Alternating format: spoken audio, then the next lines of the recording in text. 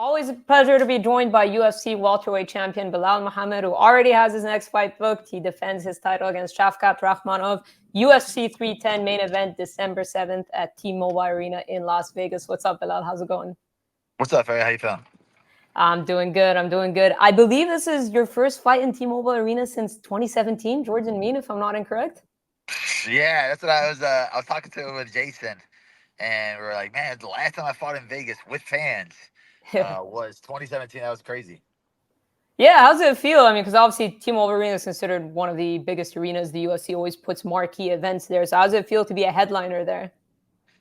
Honestly, it's a blessing, right? Because even when I look back at when I first got into fighting, and my first fight I ever went to was at MGM Grand, and it was Gray Maynard against Frank Edgar 2, and we like snuck down to the cage area in the hotel before the fights, and we were like just looking at fighters and guys warming up in the cage, and I was still an amateur fighter, so I was still like super starstruck about everything, and it was funny too because we were just like standing there and we were like so nervous that we were gonna get kicked out, and Uriah Faber like comes up next to us, and we're like, "Holy crap, it's Uriah!" And he's like the nicest guy in the world. But we were like, "What the heck?" And he like, "Hey, what's up, guys?" And we're just trying to play it cool, like we know what we're doing. And then we kept inching closer and closer to the cage. And then we finally like the fighters got out of the cage, and we walked in the cage, and we acted like we were warming up, and nobody's even like paying attention to us or looking at us.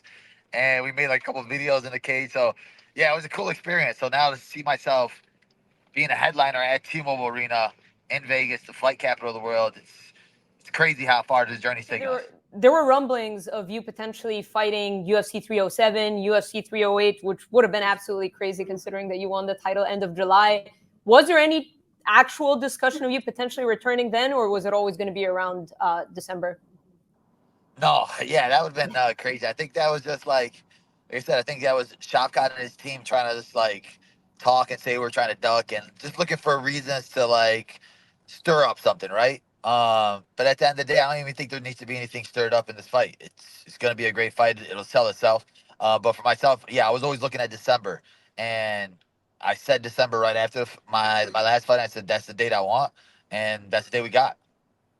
I mean, look, this is a pretty quick turnaround as well, so you have to be commended for that. I think let's not take it away, like because they were talking about 307 and 308. This is a pretty quick turnaround here in December. I know you were going back and forth with Kamaru Usman. Was that just kind of a little bit of fun on the side, or was he a player? Was he actually in the running of potentially fighting you?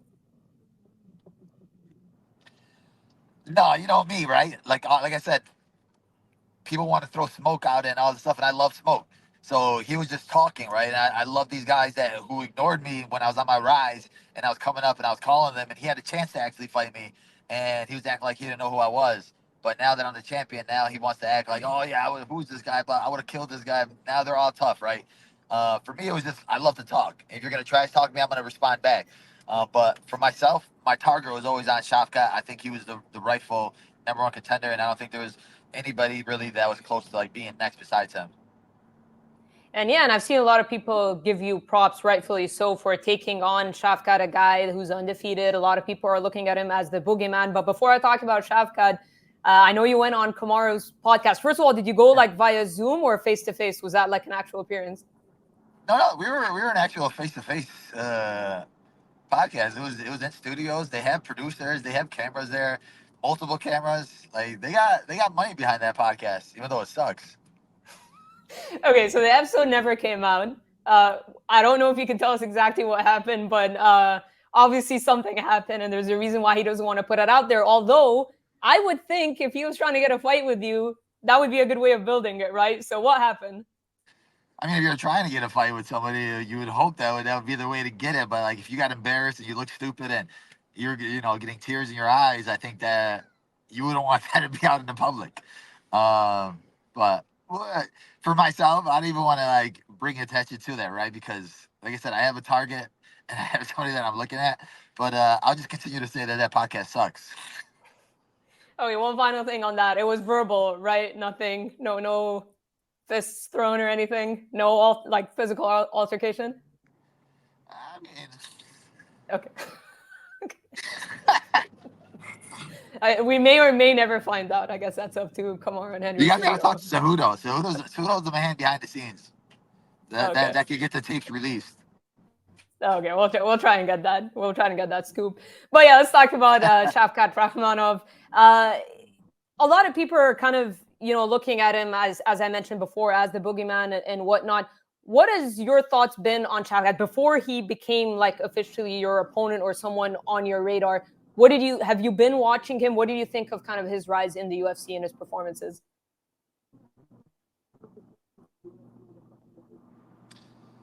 Yeah, I mean, I watch all fighters, especially in my division, and yeah, seeing him, obviously, crazy record, right?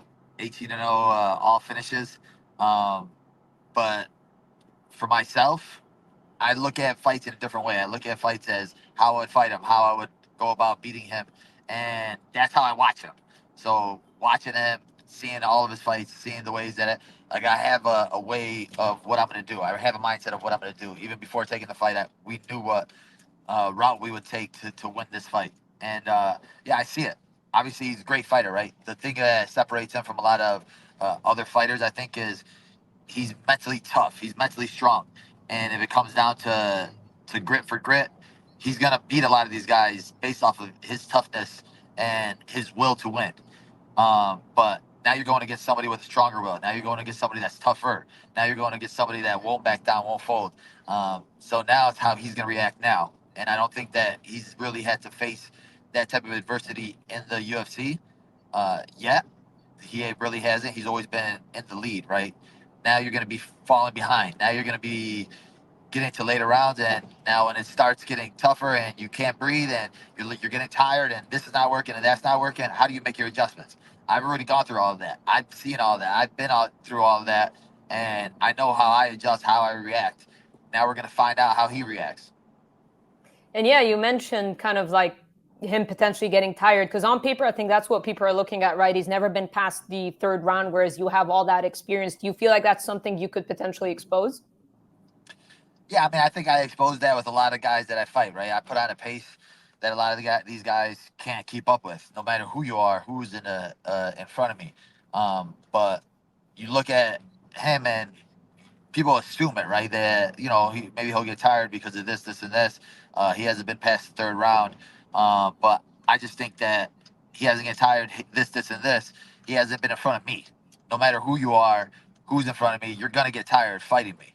I don't care what your past was like, what your cardio regimen is. Like, I'm a different fighter. I'm a different pace than anybody you've ever seen.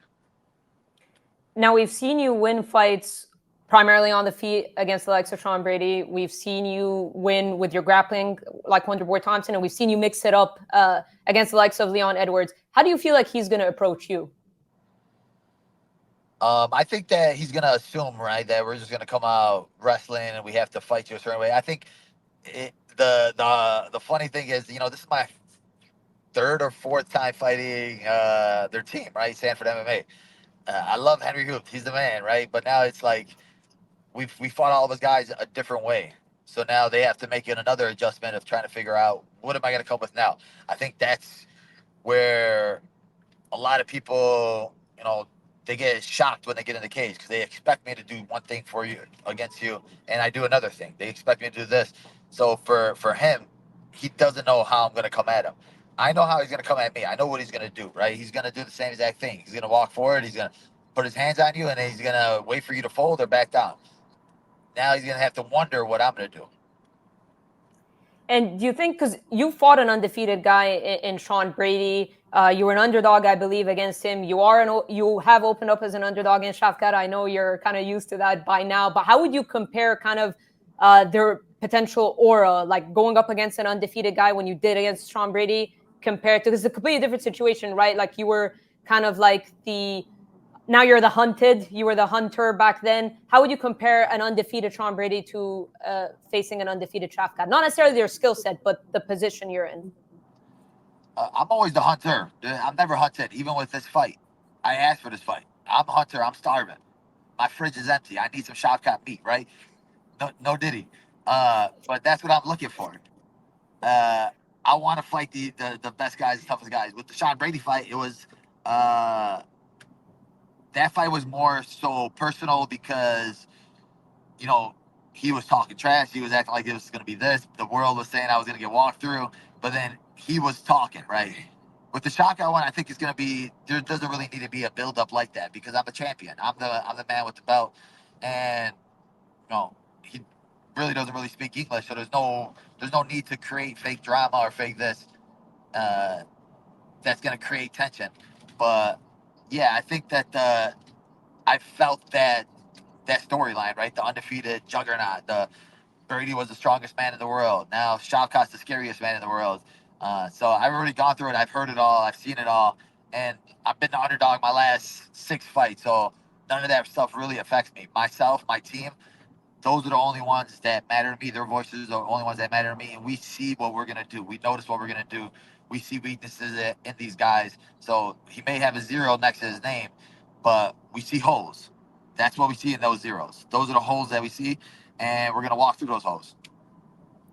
Do you feel like you've gotten a little bit more respect like after this fight announcement was made? I mean, I've seen it on social media. I know social media can be this or that, but have you felt like people have starting to give you a little bit more respect that, you are what you said, like everything you've been saying, that wanting to be active, taking on all comers, you've done everything you've said?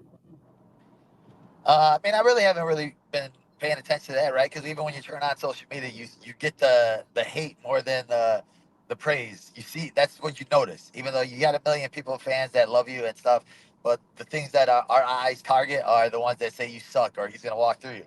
So for myself, that's what I see, and it's funny. But like I use that to like fuel me. I use the people that are saying that I'm gonna lose or this that wakes me up. That makes me want to work harder at night. That makes me want to go to the gym and push myself to another level. So the people that are supporting me, I always love the appreciation. I love the support no matter what. But like I said, at the end of the day, none of that really matters, right? The fans are fickle. The people that support you, unless they're your family or true friends, they're gonna go away at some point, right? Win or lose, the people that are going to stick with you no matter what are your true family or your true friends. Those are the ones that really matter. Those are the only voices that really matter. And those are the only voices I really hear. I definitely love the support. I'm definitely going to have way more people in the crowd here than I did in Manchester. Um, but yeah, I'm just more excited to keep proving myself as the best welterweight to ever do it. That's my goal at the end of the day.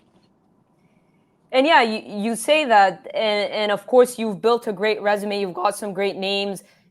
Could add Shavkat right now to it. I know Kamaru's another fight you've been angling. How do you foresee kind of the rest of your career? Do you want to kind of actively defend that welterweight belt? I know the double champ thing is there. You've traded barbs before, Sean Strickland, Dricus du Plessis as well, and those guys are fighting each other. So do you think of double champ status, or do you want to kind of stay at welterweight for the time being and defend the belt? Yeah, I think in general with any fighter, right, you have to cement yourself as the leader in the division and the guy that there's nobody that could beat. And I think, after Shavkat, you got a couple guys that are there. You got the Ian Gary, you got JDM, and you got Kamaru Usman. But some of those guys are gonna have to fight each other now, right? There's no just waiting on the sidelines and I'm next. I got next. I earned it. I don't think nobody's really earned that next spot left. So there's going to be guys that are going to be taking losses. The guys that have to, the cream has to rise to the top. And maybe one or two more fights, I think then I could start talking about middleweight and could start talking about double champ status. Um, but it's when you look at the guys I fought, I've had what do I have like 6 or 7 wins in the top 10, top 15 of my division right now. So I've already fought all these guys even before getting to the title. So now that I'm at the champion status, it's like, well, okay, now I probably only got a couple more left before I could start talking about the bums at 185. And would you say Shavkat is your toughest test at welterweight at the moment? The toughest test at welterweight, I would say Yeah. so. Uh, just because mentality, right? I think when I look at fighters, I look at mentality. When I looked at Leon Edwards, I know mentally he could break. I know mentally that I was gonna push him to a pace where it was gonna fold him. Mentally, I think Shavkat's one of the toughest guys in the division. One of the guys that you're gonna have to. There's not a mental break button on him, right? There's gonna have to be a lights out break button on him. Yeah, and speaking of kind of hate, I've seen some fighters go at you, Ilya Taporia being one of them. Where did that come from? Like, how did something happen before, or like where did this all come from? Uh, I think we were both just like in line at Great America, and we were both trying to get on the roller coaster, but he was too short to get on. And then he blamed me for it. He said, "Why would you make me wait in line this long? And you knew that you had to be a certain height to get on the roller coaster." And I was like, "Man, my bad, bro." No, I think his came from, he's trying to be that character now, right? He's trying to create something that he's this like evil bad guy, and he knows how to talk trash now, and he's this, and that, but he's not really good at it. He got mad that somebody asked me about him in Islam, and he was coming at Islam, and I was like, just be careful what you say about these guys. Don't disrespect them, because when you cross that line with them guys, they're gonna autumn lowball you. They're gonna slap you around. Like if they see you in person, it's personal. They don't sit there and play the game of like, oh, let's play this trash talk game and let's bring in this or let's bring in all this stuff to sell something. No, it's like you disrespect them, they're gonna show you what that disrespect means. And I think he took offense to it, and he tried to call me a fake champion, and I was like, what is that like? What does that even mean? He called McGregor a fake fighter yesterday. I don't. I think he's still trying to learn the trash talk game. He's still trying to learn how to do stuff, but he's not really good at it. He reads memes and he repeats memes on tweets. So just be original, bro. Just be yourself. Just in a world where there's so many fake people, man, just be yourself. Be honest with yourself and focus on who's in front of you. Max Holloway's in front of him. I think Max Holloway beats him. And after Max Holloway beats him, I think we're not gonna hear much from him, right? He'll wear nice pretty suits to freaking the grocery store or something. And you mentioned Conor McGregor there. That's someone else that's been kind of going back and forth. He tends to delete a lot of the tweets, so I stopped knowing what's actually out there or not. But he mentioned something about potentially fighting you and three-way world champion or whatnot. A, do you think Conor McGregor fights again? B, do you ever think there's a scenario? I hate to mention this because I know people get angry when we throw Conor's name around. They're like, he hasn't fought yet, he hasn't come back yet. But he seems to do a good job of kind of poking at people on social media. So, A, do you think he fights again? And B, do you even imagine a world where he could be on your radar for a potential fight? No, I don't think he fights again ever. I think that he's in that part of his life now where he's starting to realize people are starting to forget about him, right? And he loves that attention so much. So when he sees something happening in the UFC that's getting headlines, he wants to take that attention. I get a fight announced, and he wants to act like, oh, I'll fight this guy, and he knows people are going to talk about it and speak about it, even after like big fights. Watch after the Max Holloway fight against Ilya Taporia. He's gonna come up with a stupid speech saying, "Oh, this be beautiful right jab from this guy, and the beautiful boxing, but McGregor does this."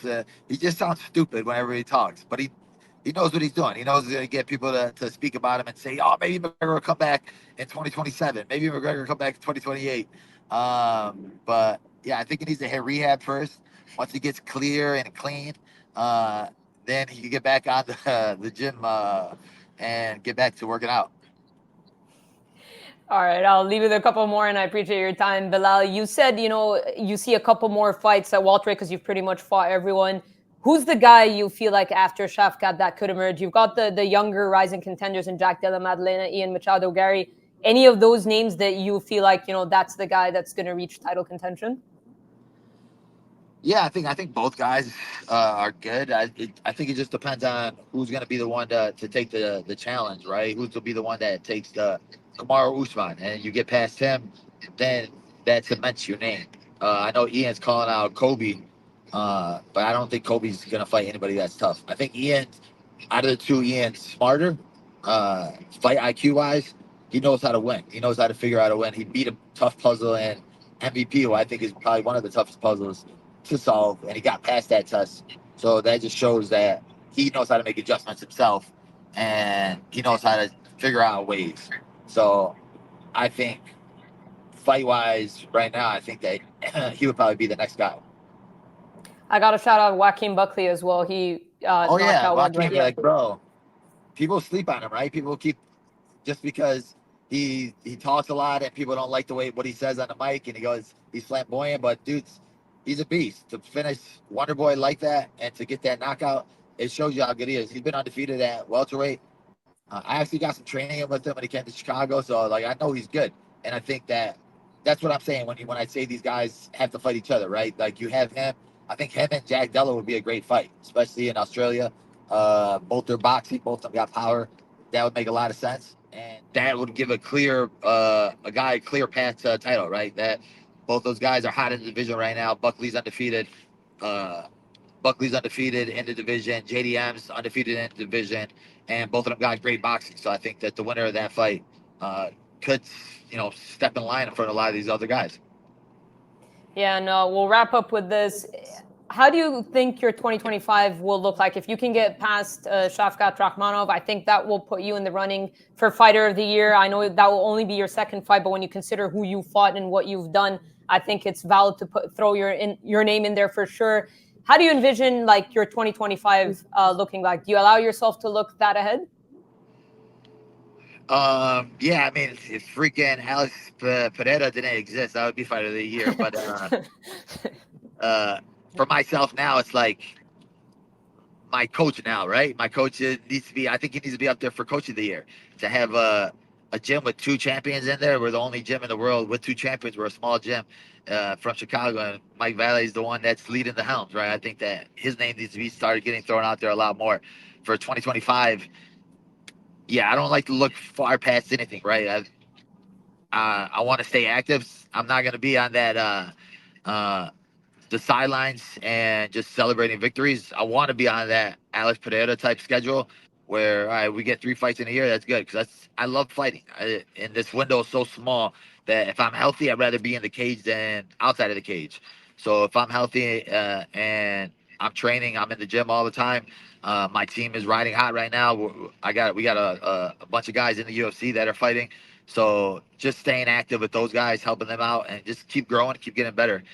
My goal is just to keep the ball rolling and keep winning. Well, you've delivered on everything you've said so far. Belal, much respect again for taking that Shavkat fight. I think a lot of people feel the same way. It's going to be a great fight nonetheless. Best of luck in December. I appreciate the time as always, and hopefully I'll see you out sometime in Abu Dhabi or who knows where. For sure. See you, Farah. Thank you so much.